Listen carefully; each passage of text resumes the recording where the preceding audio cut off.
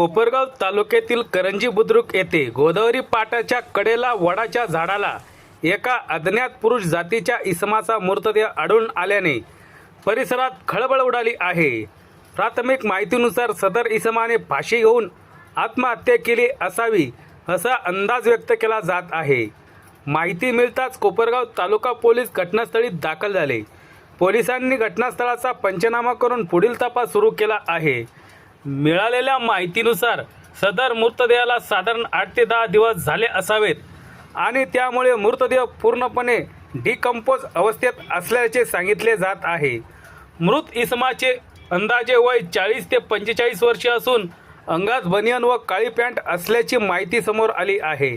दरम्यान मृतदेहाची ओळख पटविण्याचे काम सुरू असून ही घटना आत्महत्या आहे की इतर काही कारण आहे याबाबत पोलीस तपासानंतर स्पष्ट होणार आहे।